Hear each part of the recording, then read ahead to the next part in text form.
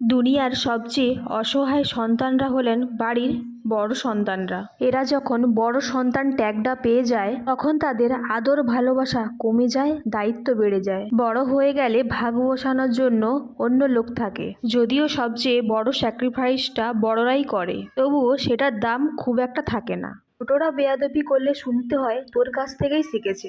বড় সন্তান হয়েছো মানে তোমাকে সবকিছু হজম করা লাগবে। ছোটবেলায় সবাই বলতো তুই বড়, একটু মানিয়ে নে। নতুন জামা আগে ছোটদের, ভালো খাবার আগে ছোটদের। কাঁদতে ইচ্ছে হলেও বলা হতো তুই এত বড়, আবেগ দেখাস কেন। বড় সন্তান হওয়া কোনো পদবি নয়, এটি অনেক সময় নীরব ত্যাগের আর এক নাম। বড় সন্তান হওয়ার দায়িত্ব শুধু তার, কিন্তু নিজের জন্য চাওয়ার অধিকার কম। যদি আপনার পরিবারে এরকম একজন বড় সন্তান থাকে, তাকে বলুন আজ তোর জন্য আমরা নিশ্চিত। ধন্যবাদ রে।